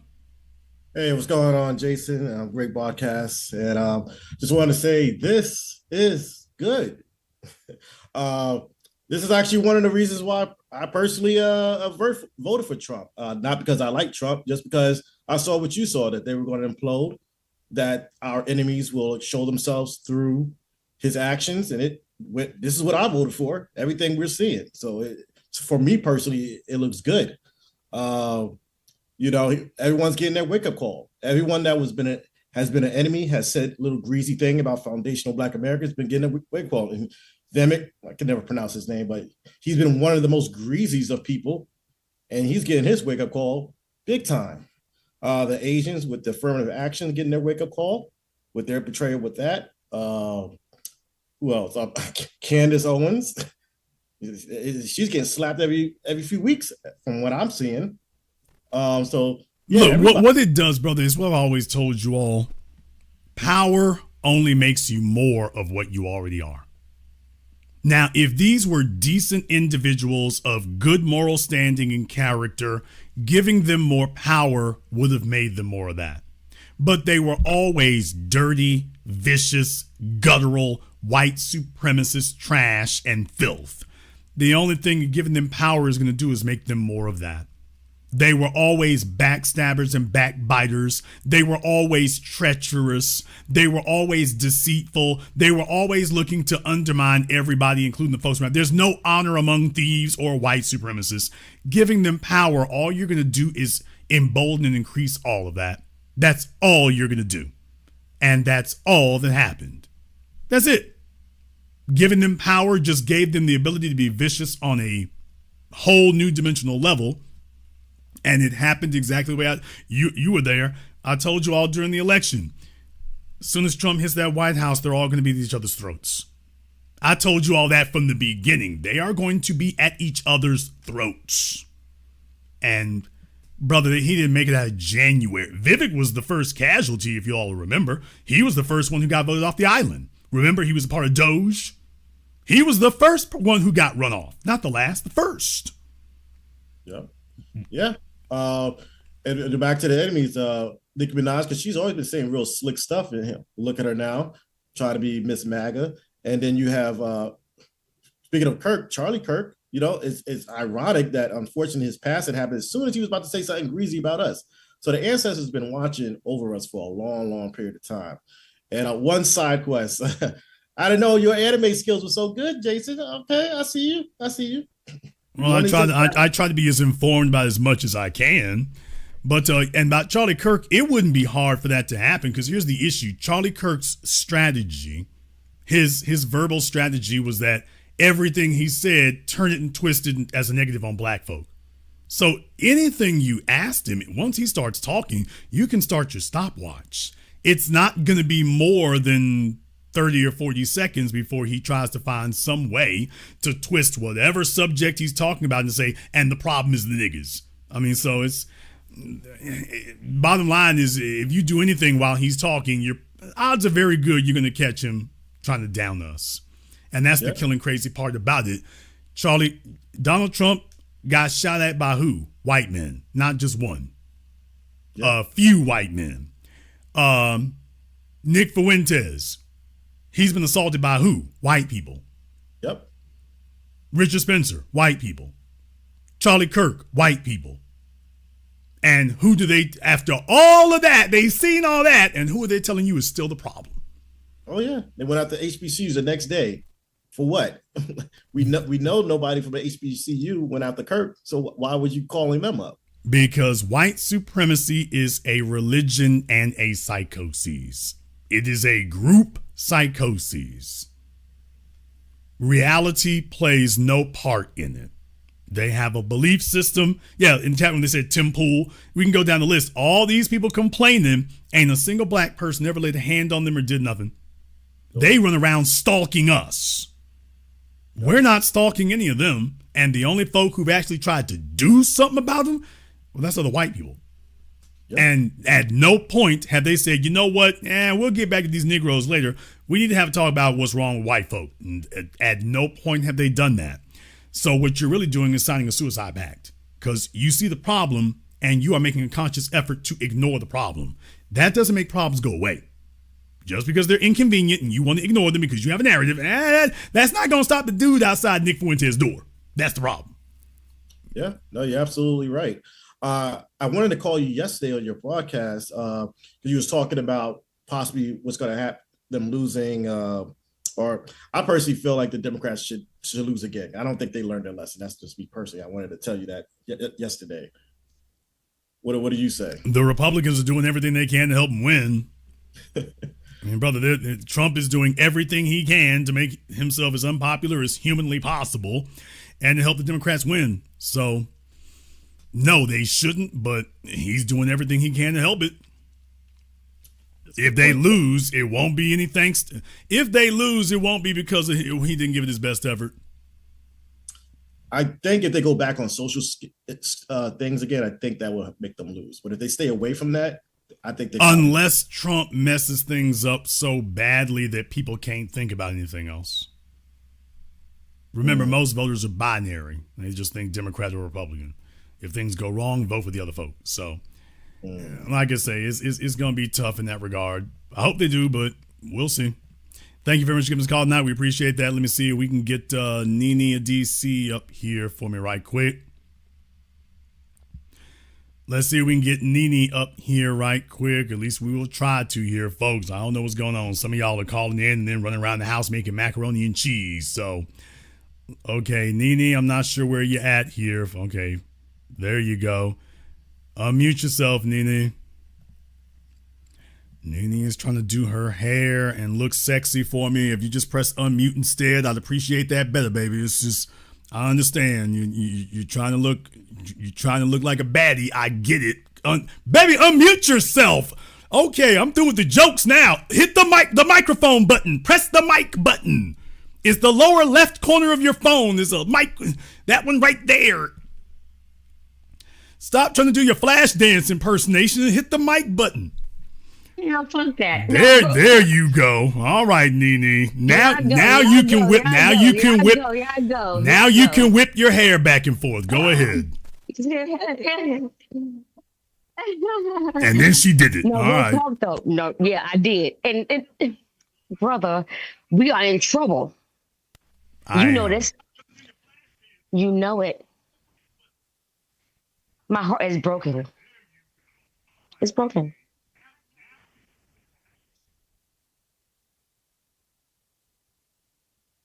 What should we be doing as far as Black people right now? What should we do? It's time for strategy now. There's no more talk about what happened before.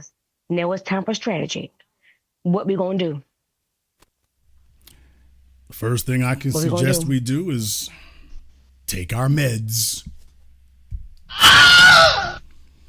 That's my first suggestion, folks. Is Black people, the first thing we can do is take our meds. Take our meds. Stop ignoring those text messages from our psychiatrist. Listen, that's the second thing. Take your meds. Stop ignoring those messages from the psychiatrist. I know it's very tempting. And they don't know nothing. They might know a little. Just answer them once. Just answer them once now. You left them on red for a week. Just get in there one time and at least just check in, just check in. I know it's very, very difficult sometimes, but just check in with them for a minute.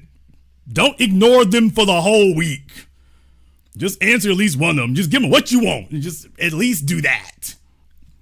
Let's go ahead and jump back over here on Zoom, see if we can get AT up here on Zoom. AT, what's on your mind? Yo, there's a lot going on, and you can pretty much blame everything on white supremacy if you take a step back. The immigration, fraud, money, white man, healthcare, fraud, overuse, abuse, white men, sports. You got Shedeur Sanders, got to fight his own head coach. Got the Michigan coach situation. It boils back to the white man. Economics, man, it can go on. And it's like the people fail to realize that while they trying to pinpoint and dump things on the Black person, it's their own kind that's the detriment of what's going on right now. Yeah, I mean, when your quote-unquote unity is based on hate, that you all can't really stay united unless you have an enemy to unite around and somebody to, not even the enemy, somebody to victimize. You can't agree with each other unless there's someone to victimize. At the end of the day, you got to have somebody to victimize. If there's no Black folk around, you'll grab your women. If the women are already dominated, you'll go at each other. That's an illness. That's a sickness right there. That you cannot just wholly unite around the common good and what is most beneficial and most constructive, as Brother Neely Fuller always taught us. That's a sickness right there. And ultimately, the worst part about it is, imagine if I destroy you, it destroys you, and if I empower you, it destroys you. Imagine that. If I take things from you, it'll destroy you, and if I give you strength, that'll destroy you probably even faster. Imagine if that's the situation you were in. So in a white supremacist culture, everybody needs to be empowered, but empowering them only accelerates the decline. I'll let you have the last word. Yeah, I mean, you're right. You think about it. If this country gives foundational Black Americans exactly what they deserve through the form of reparations and just the things that are just owed to them, I mean, we know what's all been owed to the foundational Black in this country. And the fact that they know what is right and to just give the people the reparations, because they know when foundationals get their hands on some resources, man, they know how to make it work. And that type of economic boom will be something the world has never seen. And they're just trying to hold it back because they know. You know what happens when you give somebody some money that you've been owing them? Well, it goes beyond that, though, brother. I mean, you touch on a very, very good point right there. You made a couple of very good points. It goes beyond that. Thank you very much for giving us a call tonight. Let me go ahead and touch on that right quick. People, nobody can or could or will sell America as well as we could. And deal with it. People, if we were on board with it, don't you know the whole damn world would be dancing to it? If we were in charge of selling America's image, if we were in charge of selling this thing, don't you know whole empires, whole nations would fall because everybody would be demanding it. America would be respected because we are the only folk who know how to sell it. We're the only ones who've ever known how to sell it. And the reason that America's image has crashed around the world is because we fell back and said, yeah, we started promoting, yeah, this isn't good. It isn't good. We got on the bullhorn and then we made it where that becomes the new soundtrack. Now you're sitting up here trying to fight a soundtrack written by the people who built the culture. If you were smart, you would go ahead and let us be in charge of this damn publicity campaign and the rest of the world would get on board. They would have no choice. It would be the most popular thing going. It would be the flyest thing going. It'd be the most exciting thing going. You'd be hearing it morning, noon, and night everywhere you go. It'd be USA, USA all damn day. That's what it would be. But you see, you got this big headwind that you're fighting. You got this big headwind that you're fighting.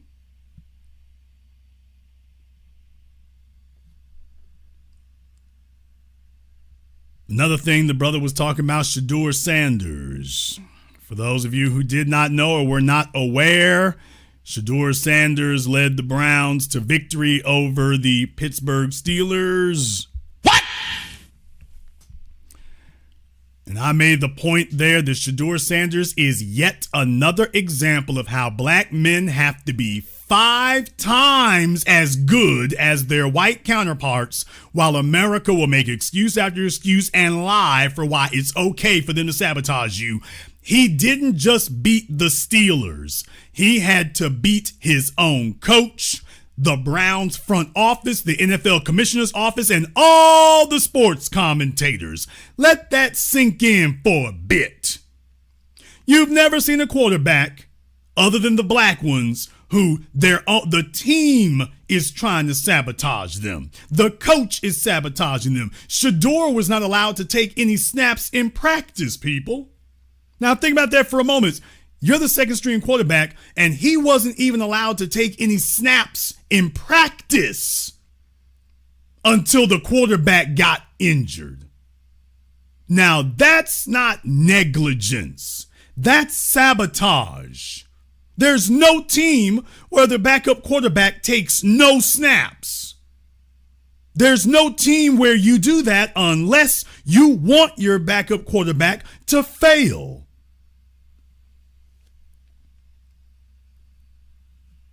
And Shedeur said they keep expecting me to fail and it ain't gonna happen.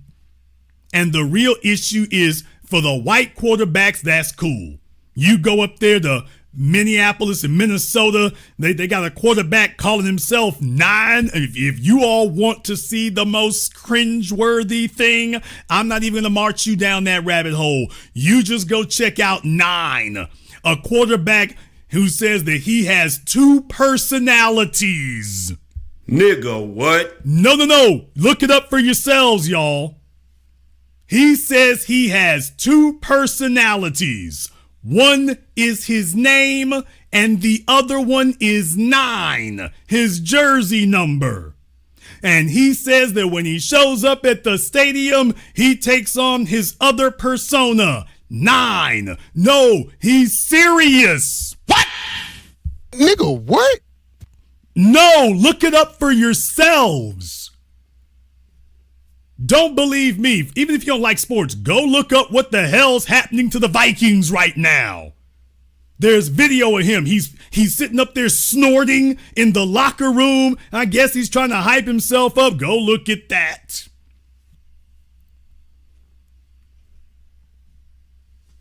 Okay. All right. Fine. Okay. That's the issue in New York. Never been a fan of Russell Wilson. Okay, absolutely. But by the way, can you keep your quarterback on the field? All right, that's fine. Indianapolis Colts. I mean, they brought back Phillip Rivers. He's pushing 50. He played 3 games. Okay, but Shador's the issue?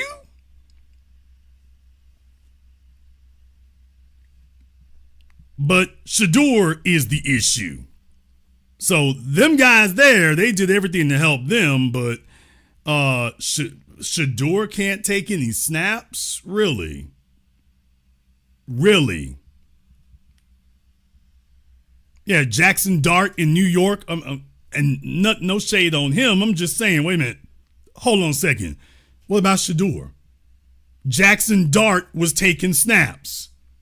New York was not sabotaging their own damn quarterback. You've never seen anything like that. And when Shador shows up and the team and everybody's playing dumb, everyone's playing dumb like, ooh, we ain't never seen nothing like this before, but we can't figure out why they doing it. Why is it that all of the never seen this before stuff only happens to your young black men? Why is that? 7% of the population, 99% of the I've never seen this kind of behavior exhibited against somebody before. 7% of the population, 99% of I don't know why the team is sabotaging their own player. And you all, folks, y'all don't want us to go down this list. You've seen this before. You've seen this before. Marshawn Lynch. Oh, I don't want to get off deep into sports like that. But folks, Marshawn Lynch, you've seen teams sabotage their own players before, but just the black ones. Just the black ones. Oh, yeah, and for the Browns, they didn't want what's his name to, get that sacking record. They're so busy trying to keep him from getting the sacking record that they lost the damn game. Oh well. But folks, every time you hear about, I don't know why this team would do something like that, it's always a black person. It's always one of your black folk that's happening to. Yeah, Myles Garrett. Yeah, that's always a black man. When that happens, that everything's a mystery then, ain't it, folks? Everything's Sherlock Holmes then. You see coaches do absolutely bizarre, inexplicable stuff that handicaps their own quarterback, and every sportscaster and commentator, even in the YouTube era, all your Twitter folk, all of a sudden they don't know why that's happening. Well, I don't know why you would do something like that. That's just real weird. It's real weird, but you're not demanding that they get rid of him. Okay, the coach is doing crazy, inexplicable stuff. If this were a black coach doing that to a white quarterback, you'd be like, get his ass out of here. You would not even ask him why he did it. You would just say that was inexplicable and inexcusable. You got to go. When it happens to us, day in and day out, all of us, I don't know why they did that. That's weird. I don't know why the coach would not give him no snaps. That's just strange. I don't know why the coach put the wrong plays on his wrist. Nigga, what? I don't know why the coach put the wrong plays on his wrist. I don't know why the coach went for a 2-point conversion instead of letting Shador make the touchdown like he had been doing the whole game. I don't know why he did that. I don't know why the coach keeps trying to keep Shador from playing. I don't know why. It just real weird. And I don't know why you're able to name off all these supposed incidents, all these screwy, strange things.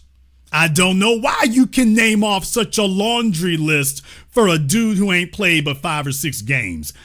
Have you ever seen that before, where everything that's going bad with a quarterback is all coming back to his own coach?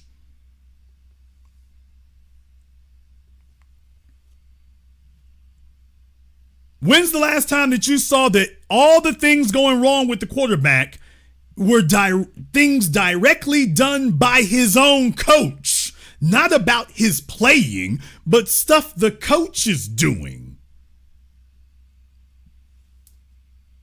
Now, when the hell have you ever seen that?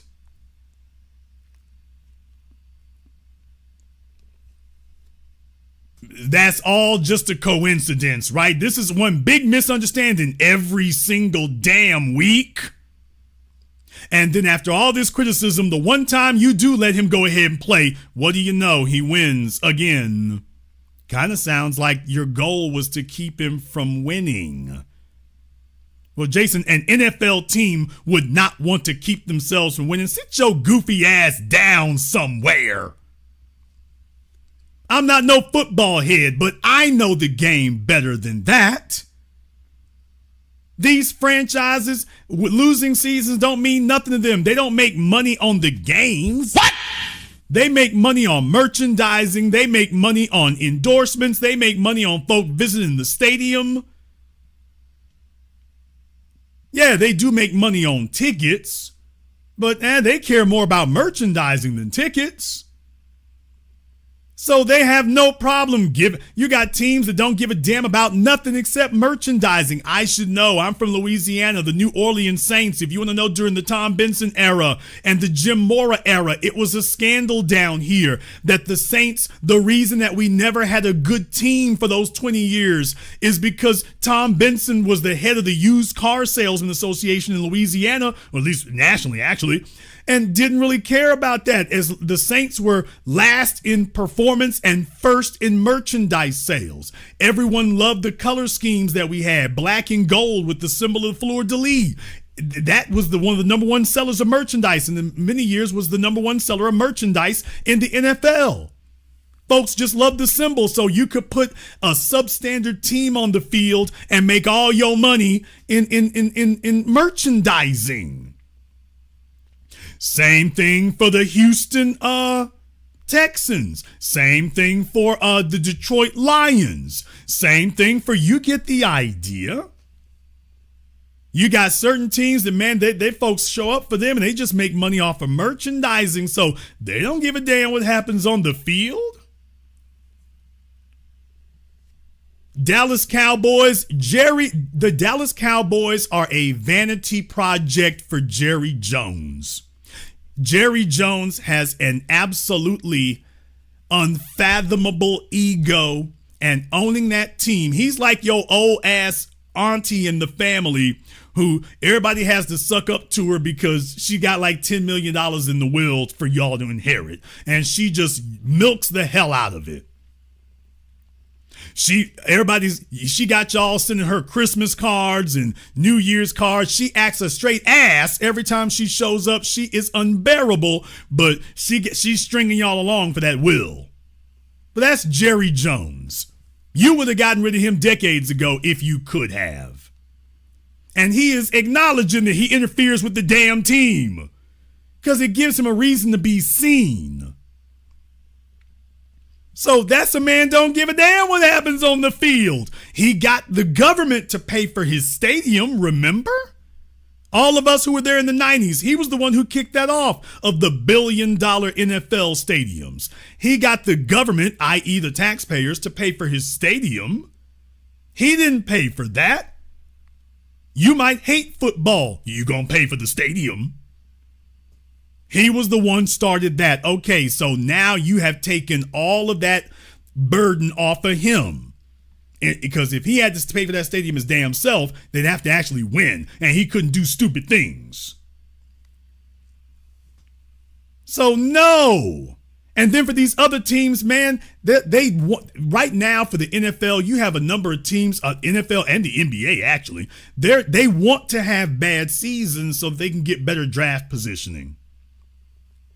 And Cleveland is one of them. Stefanski wants the team to do bad because him and the owner got together and said, well, don't worry, there'll be a better crop of players for 2026. We'll just do bad this year so we can get better positioning in the draft for next year. It's not like having a bad season is going to break the team. So Browns are not the only ones doing that, folks. If I opened it up, you all could name probably about half the damn league doing the same thing. And that's just the NFL. They're doing the same thing in the NBA. In the NBA, they're doing the exact same thing right now. Whole bunch of teams doing it in the NBA right now. Saying screw the season, tank the team, lose all your games for the rest of the season so that it'll boost our position in the draft. This isn't accidental. They're consciously throwing games and losing so they can get a better position in next year's draft. That's what the Browns were looking to do. If Shador does well, then they can't bury him and you can't go off and go get a better draft pick because you already have a good quarterback.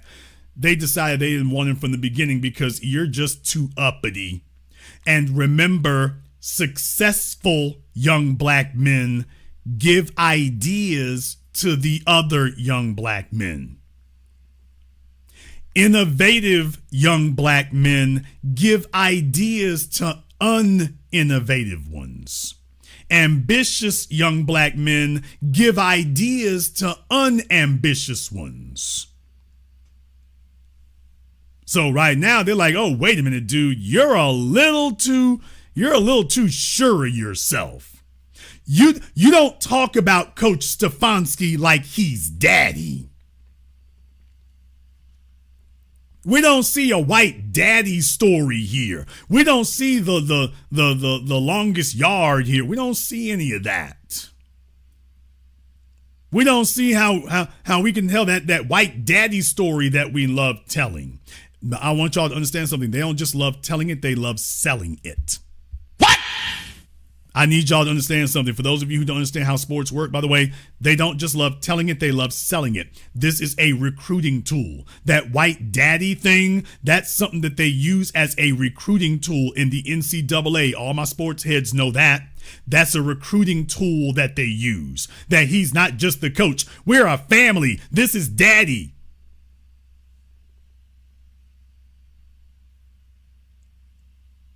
That's literally what they do.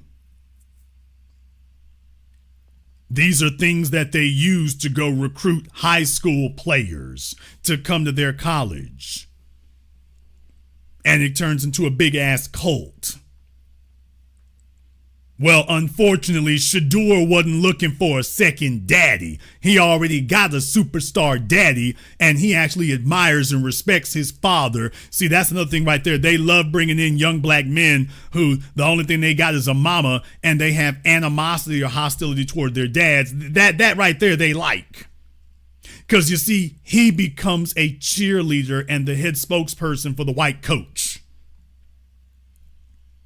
And that sends a signal to all the other up-and-coming young black males that this guy right here, why, he's better than your daddy is.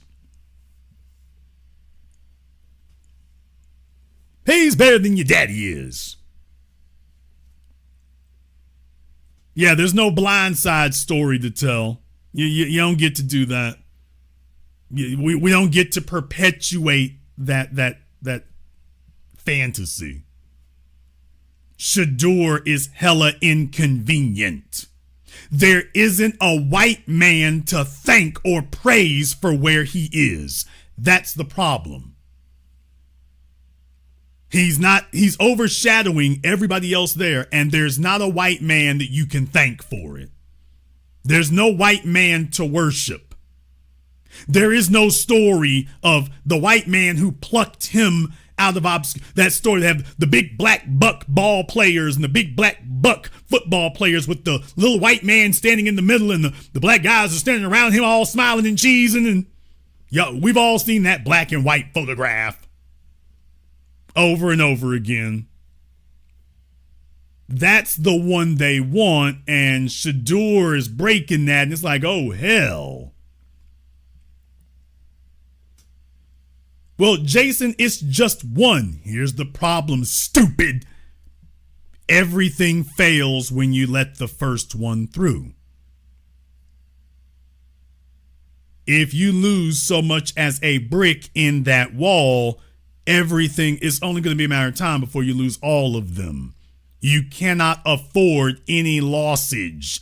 You can't afford to lose any of them. Furthermore, Shador is not doing this at the end of his career. He's coming in the door doing this, which means you're going to be dealing with this for what, years, maybe a decade or more? It's a mathematical certainty at this point that you're going to have more Shadors, not just another one, more of them, that this will be the norm. And then this old paradigm of, well, is there a white coach for you to look up to? Well, that's just dead. That's just dead. And please understand, it's going to start earlier and earlier. You see, when they had all the black mammies sell themselves out for the welfare system, that's one thing. If you got black kids out here, they can have their own name, image, likeness deals. Well, that changes family dynamics at that point. You've left the world of just making money off of your playing. Now you're making money off of intellectual property.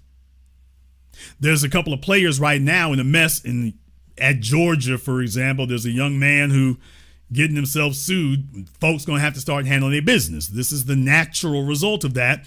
That tells you what happens if you don't have an agent or a lawyer to look over your NIL contract. This is not playing around. We are past the days of niggas out here being stupid and signing bad record deals and bad book deals. We done left that bad record deal mess alone. If you're a young man out here today, you have a responsibility that if you sign something, you need to know what you're signing. You can sit up here and listen to your bastard baby making mammy if you want to, but just understand you're going to screw your life up like she messed hers up. No, you need to read your paperwork. You need to get an attorney. You need to get an agent. It's not like the schools aren't crawling with them. You listen to your mammy and she told you, you don't need no agent. I'll read that for you. Now you're getting sued. You listen to her and she talk, you don't need no agent. You just gonna be throwing money away to them for nothing while she's sitting up wanting you to break her off $20,000 to get her funky hair did. These young men, some of them are going to learn the hard way, and the ones who learn the hard way will be an example to the ones who don't want to learn the hard way, and that is the natural order of things. Those of you still sitting back with this good times, Cabrini Green housing project garbage where you're kissing your failed mama's ass and then money, your whole damn life of money is flying out the door, well, you will go to your fate. The others just sit around and watch you and be like, ooh, I don't want to end up like him. I don't want to end up like him. And the sooner that they learn that lesson, the sooner things will change. And by the time they get to the league, now they've built up some things of their own. They got confidence in themselves. They're not looking to somebody else, to white daddy, to give them that.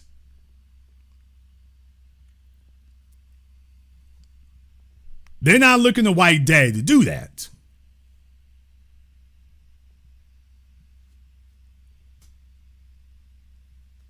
So no, you don't want to start a track record of doing that. You don't want to start a track record of them handling their business. You don't want to start a track record of, and by the way, in places like the NBA, for example, you got a bunch of some of the top, I think two of the top agents in the NBA right now are black.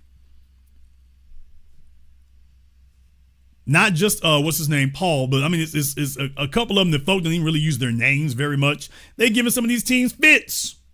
They're giving some of these teams fits because, and the NFL, as a matter of fact, who was it? It was a player in the NFL, and Jerry Jones, he wanted to negotiate with him. He didn't want to negotiate with dude's agent. So my NFL heads, they know who I'm talking about, but it was a player in for the Cowboys, and Jerry Jones is like, I think they traded him to Green Bay or whatever. And Jerry Jones, he wanted to negotiate with him directly. He didn't want to negotiate with his agent. Yeah, I think that's Micah Parsons. I think that's Micah Parsons. Yeah, Jerry Jones, he wants to talk to Parsons, but he doesn't want to talk to Parsons' agent. Now, could you all imagine him ever saying some garbage like that to Troy Aikman? Could you imagine them saying something like that to Troy Aikman? Well, Troy, we want to deal with you, but we don't want to talk to your agent. We just want to negotiate with you. What the hell? And by the way, there's a video going around now with Emmitt Smith saying they did the same thing to him. That last season, he was talking to other teams and wanting to negotiate with other teams, but that nobody wanted to talk to him. Well, okay, the NFL Owners Club is a damn mafia. Yeah, Jerry Jones, they put the call out, okay, ain't nobody going to hire Emmitt. Emmitt can negotiate with you, Jerry, but the rest of us, okay, we hands off. So yeah, you find they've been doing this for a while, man. They've been doing this for a while.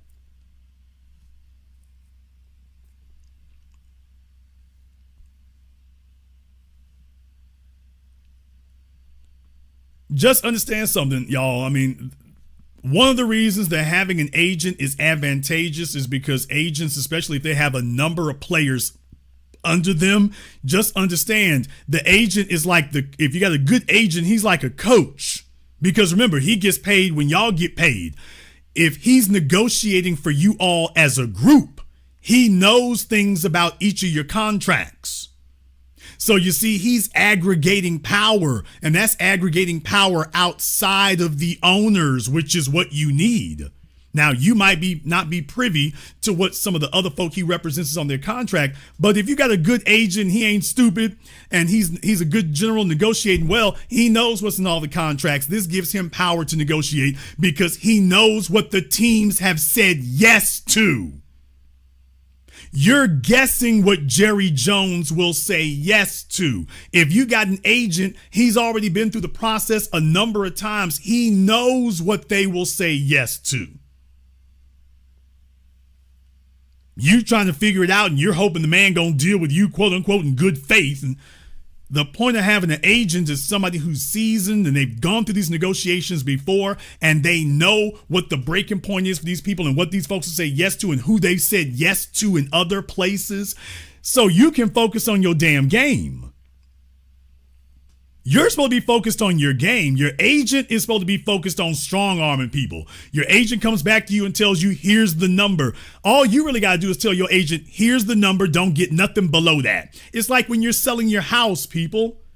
If you have a real estate agent, you're not there to negotiate with the home buyer. If you're selling your house, you have a real estate agent. You tell your agent, hey, I'm looking to get $500,000 for my house. Okay, if the agent negotiates $750, here's your $500. That's your agent's job to get. You said this the number. Okay, I'm gonna get that number. That's where it becomes problematic when you're like, what's he getting over there? Look, hey, tell him what your number is. 500. Okay, he's gonna go get that number. You go negotiate for yourself, and here comes Jerry. Well, Micah, you stick with me over here, we're going to take care of you, we got some cocaine and some blondes over here, and you stick with me, and in a couple of years, we get you that franchise tag, and we're going to bump your money up in. It becomes, well, Micah, you've been here for summers and winters, we're going to take care of you. Just ask Emmett Smith. Oh, wait a minute. Don't ask Emmett again. It becomes that. And what I'm saying is that, please understand, folks, you've heard a lot of bad things about a lot of folk. I want y'all to think about this for a moment. When's the last time that you heard an NFL legend or an NBA legend complaining about their agent? Damn! Yeah, before you fall for the, we don't like agents thing, by the way, when was the last time that you heard a legitimate NFL legend or NBA legend complaining about their agent? They might complain about their CPA. They might complain about their money manager. When's the last time you heard them complain about their agent? Now, it's time for you to stop and have a moment of rationality here. By the way, how many complaints do they have about their agents?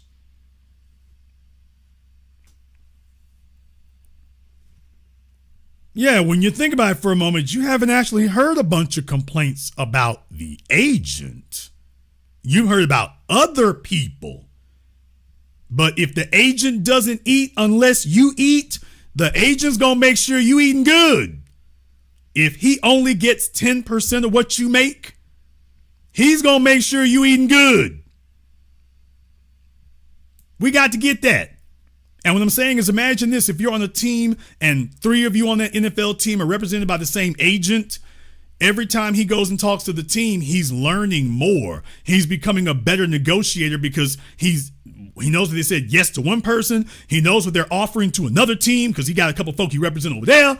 And he's got information that you're not necessarily privy to. I didn't say hire your bum ass crackhead cousin to be your agent. Nigga, what? There's where we get into trouble. Some of y'all sit up here and hire your cousin Leroy and your cousin Jamal Jenkins. And he my agent. Man, he made me over.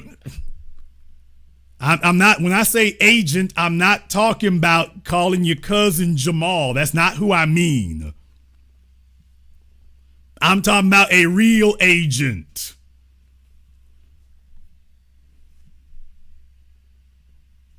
That's what I mean.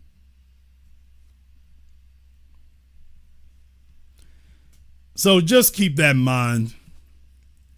Keep that in mind.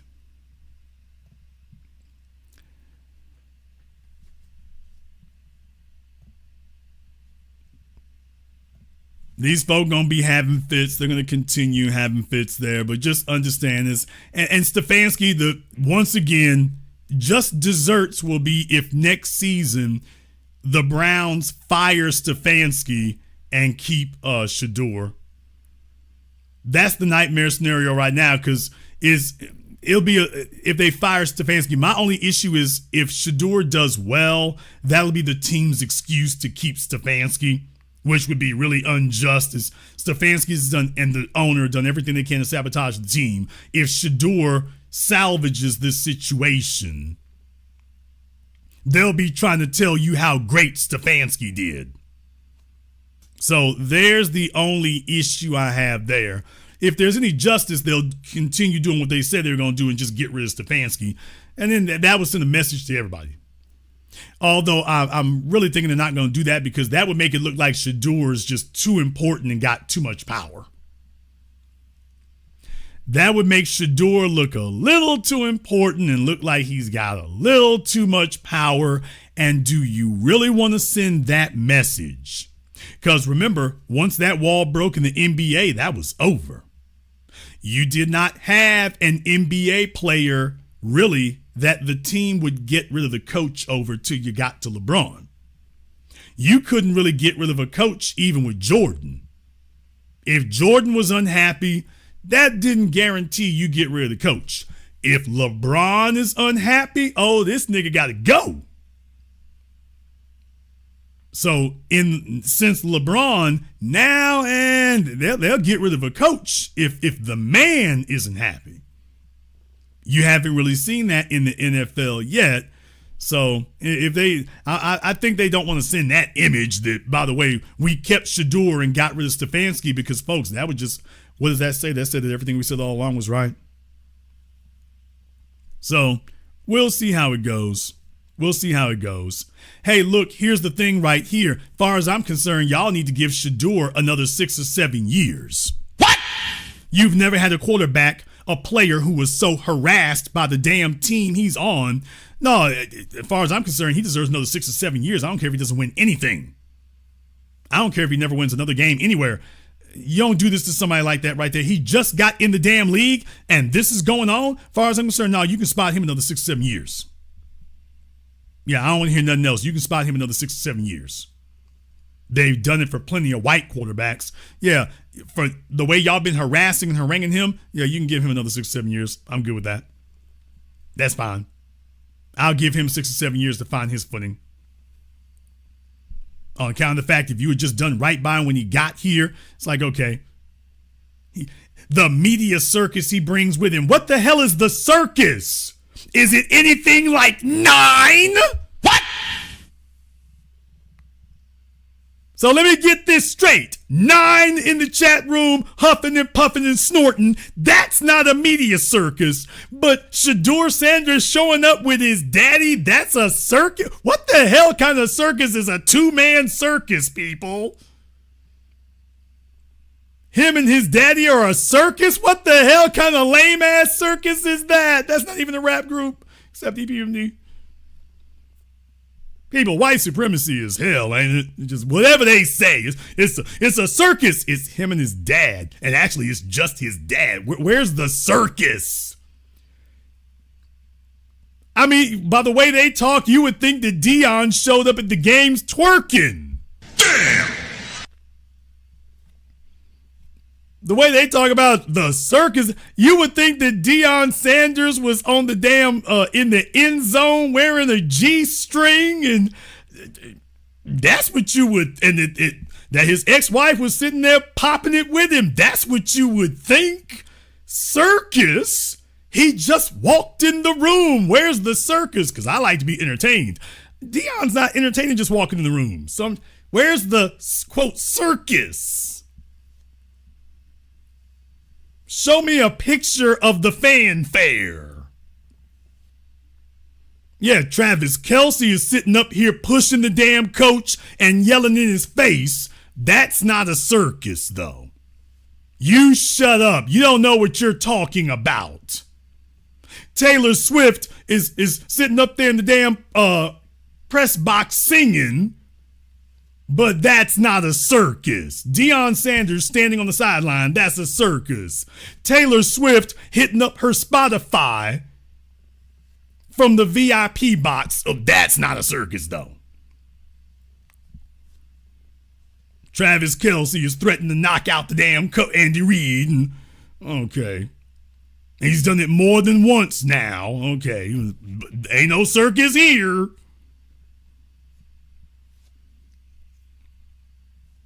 None of the commentators saw that. Let me get this straight. This woman done come through here with the second biggest concert, or maybe the biggest concert on off days that we have seen in America here. No circus involved. Everything just fine. Shador Sanders, wait a minute, you and your daddy now, he wearing the cowboy hat in the circus. All right.